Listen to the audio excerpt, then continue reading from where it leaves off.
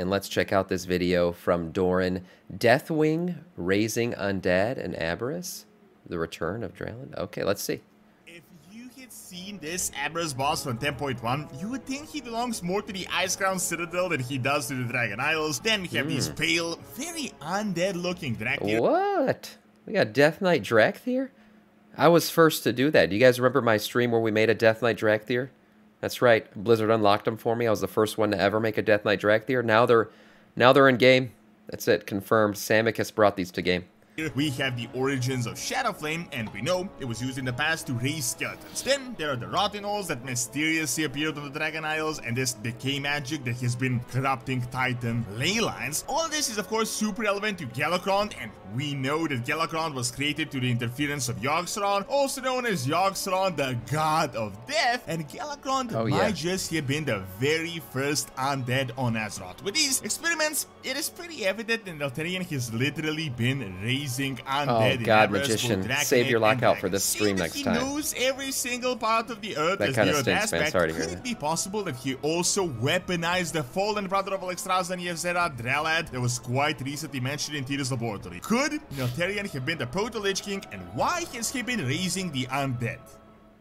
Right now, Gamivo has some amazing sales, which you can check out with my link in the description. You can get The Witcher, anything Warcraft related, gift cards, and a bunch of games at really amazing prices. Best of all, if you use my code Doron, you can add an additional discount. Use code Doron on this cracked-ass website to buy games. Check out Gamivo and get some really great deals. There you go. If you have been following the lore since the Dragonflight Alpha, you might have noticed this trend pretty much since the start, and it has only been getting more and more significant. Right around the release of the expansion, we got an updated Northern book that sort of in a halfway confirmed that Yogg-Saron is still present, and with the recent lore, I'm pretty sure the old gods can't even be killed. I mean, Blizzard in an interview literally told us, sort of between the lines, this was not like an official confirmation, that death is not really a thing old gods experience, or that it works for them the way it works for us, and this is pretty evident with the fact that we have gone through the Shadowlands. Then from the documents, we got confirmations that it was Yogg-Saron that corrupted the waters and created Galakrond, and all of that is, of course, connected to decay magic, which I feel like is going to be super relevant any moment now. As you may already know, Galakrond was, as far as we know, the very first sort of undead on Azeroth. Not really himself, but the dragons he created were called the Unliving, and he was infested with this rotting curse, which was super close to something that would happen. Is rot the same kind of...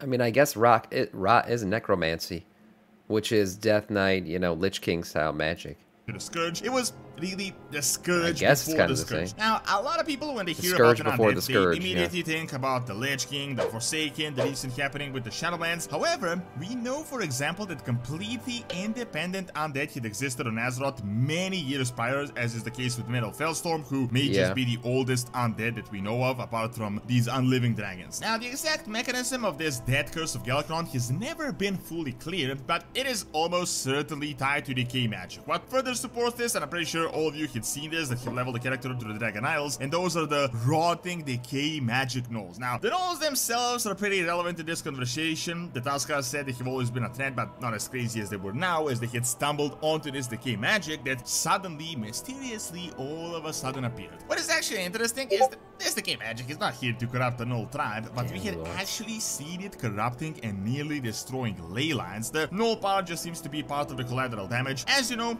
ley lines are powerful arcane sources of magic, and as you know, arcane is pretty much the lifeblood of Order and the Titans. So naturally, something has been eating. Is arcane the? I don't have the official like map pulled up. Is arcane the opposite of decay? Is arcane, or I think actually probably light is. Light magic is the opposite of necromancy, I think. I don't know where arcane sits on that map. At it, and just around the time when everyone and their mother is looking to overthrow the Titan Order. Lords, I appreciate that.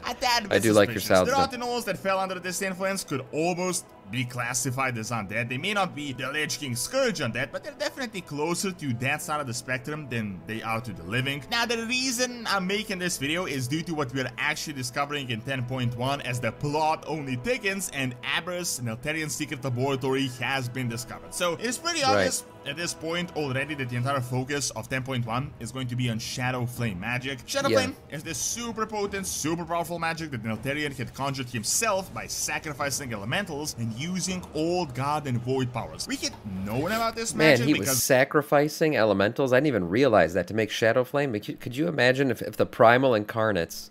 It kind of makes sense that elemental magic would infuse the Primal Incarnates, right? The elementals would infuse the Primal Incarnates with elemental magic to counteract what the Titans gave the, you know, what the hell, the Dragon Council, all that shit. So it's the opposite. It's in essence the elementals' way of fighting back against shit like this. You had Neltharion freaking sacrificing elementals to make magic, make that elemental flame shit. Interesting. We can see the descendants of Deathwing using them, such as Neltharion, but I'd say he only tried to revive what his father had originated in Aberrus in the DRALAD caverns all those thousands of years ago. Now, Shadow Flame is super potent. It seems to be a mix of elemental, natural power of the planet and the old god magics. However, in my opinion, I think the most important spirit of nature that Neltharion used was Decay, and this is the most potent source, and we already have a bunch of proof of it. First of all, we had seen the presence of Shadow Flame with Neltharion, and it had actual necromantic properties. Like, this is not some sort of a speculation. There were quite literally skeletons that were Shadow Flame is confirmed as necromantic. However, now we had dug out a few NPCs from Aberrus and 10.1 and some of the discarded experiments, and if you had seen this initially and I told you this was going to be a boss in the Icecrown Citadel, you would probably believe me if you didn't know anything about Dragonflight and the Dragon Isles. First of all, there is this sort of random voidy Dractyr NPC. He obviously looks void infused with his eyes and hands. However, his complexion is more undead than that of a Forsaken. He's completely pale, there are veins everywhere, and he's literally missing flesh and skin on parts of his body. Oh shit, yeah, look at that. He's got the dick veins hanging out on the legs. Oh damn, I didn't even realize that. The horns are badass. They're like shadow horns. To be fair, I could totally see this being a parallel to the Pale Orcs from Draenor that could tie in to more pure void and undeath, because Pale Orcs were almost undead-like, and they really would be twins to this new Dractyr that we discovered, and we know the Pale Orcs were essentially destroyed by the void. However, this is only the beginning of the stuff we had started to dig out. We had one of the bosses... This is actually one of the less speculative videos from Doron that we've seen in a while. He might be onto something. Aberrus, known as the experimentation of the Dractyr, that are essentially a bunch of failed experiments, and here is the actual official boss fight description. On the road to develop the Dractyr, there were many failures. Some of these early versions were too volatile to destroy it, and instead kept dormant to protect the world from their brutality. Now, they awaken to test their prowess against the champions of Azeroth. If you can add the boss fights, there are a few of these guys will face, and holy shit, for example, is definitely what was that? Few of these guys. What the hell? That's one beefy looking Dractyr. Holy crap. Man, imagine you could make one that looked like this. This is badass. If they ever make Dractyr able to be Death Knights at some point, they already have all the customization art in there. These are badass. As will face, and Riontius, for example, is... Look at this. Holy crap.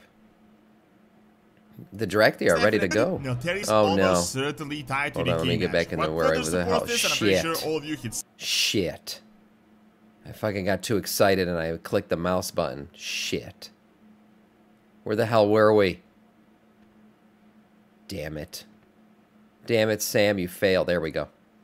He has marks of the void everywhere. However, this guy, Tadrian, is literally undeath itself. This is obviously a Draconid that Neltharion had experimented upon, but the guy literally looks like one of Lich King's experiments. I mean, he has missing skin, his bone structure seems to be completely twisted and all over the place. Model. You can actually see the muscles on his... Kinda got the Bwansamdi hand going on. Even more importantly, the guy literally has a skull you can see through, and his head is more skeleton than it is actually Draconid. Now, obviously, this is not a Scourge. Shadowlands are dead. He has pretty apparent Void, Shadow Flame hue to him, but it seriously seems like Neltharion has been raising Draconids into undead. When you combine this with the fact that Blizzard confirmed Shadow Flame can raise undead, it's pretty obvious that these are in fact some version of these are really cool. As we went through Shadowlands, we learned that there is a lot more to death than we had known previously, and the cosmological forces all have their own versions of the afterlives, and it is really just not so black and white as we had previously believed. We know for a fact that Neltharion has been using Void together with the elementals of Azeroth, and as we know, Spirit is one of the natural elements, and through it, the exact opposite Decay, which we know is connected to Galakrond and Yogg-Saron. I mean, Spirit is the opposite. This is what I was talking about. Decay and Spirit are opposite. Where would Arcane fall? Where the hell's Arcane on here? I guess Arcane's on a more outer circle. Opposite Decay, which we know is connected to Galakron and Yogg-Saron. I mean, keep in mind, the name of Yogg-Saron is quite literally the god of death, and Galakron was his creation, and he was creating unliving dragons. I feel like aside from maybe Azerite, like the real deep secret of Natarian and what he's been doing in Aberrus isn't a super powerful fighter and enhanced spells, but the fact that he has been either experimenting with Galakron himself or the magic that was consumed by Galakron that no one knew anything thus far. At the moment, we have a trail of undead as we follow his footsteps. Another really interesting hint is that we know about DRALAD, the undead brother of Alexstrasza and Ysera, that was just so mysteriously mentioned in the halls of Tyr in the questline. We know he was a victim to Galakron, his body had gone missing, so he was probably turned into an undead. Now, what if this guy had ended up turning into one of Deathwing's crazy undead? Punk rock version of what the hell is this? This looks like a heavy metal Galakron. Crazy undead experiments. I mean, there's so many of these Transformer, experiments created, and he's been not so nice to dragons whatsoever. As I need the skin. I will have this skin. This skin will be mine. I need the skin. This is the most badass mount drop in all of Dragonflight so far. Can see from all these boss fights. I mean, keep same. in mind, I must have the guy has a gigantic citadel in a cavern, and he knows every nook and cranny of the earth, so he might have dug him up somewhere, as DRALAD was not just a regular dragon, but a brother to the aspect, so he was probably a lot more potent than your regular proto-drake or just a black dragon. Seeing that he raised actual dragons, he infused kill dragons with elementium plates, I really don't think DRALAD might have been off the menu, and this could now be a really personal and painful secret that the Primal Incarnates could weaponize against both Ysera and Alexstrasza that could be incredibly relevant to the storyline. Regardless, there are definitely a lot of hints of undeath already in Dragonflight, and I'm pretty sure we're going to discover even more as we go to 10.1. Thank you for watching. Check out that's a great video. Make a bargain with the live by clicking on the screen and check out Doron's Academy. I didn't realize that much See you next time. undeath and necromancy existed in this next patch. Those models, those Drakthir models were actually really cool, and they make me think, oh, maybe we could get undead. I love you. Yeah, I do love you. I think that's pretty cool. And I think that maybe Death Knight Drakthir could happen one day.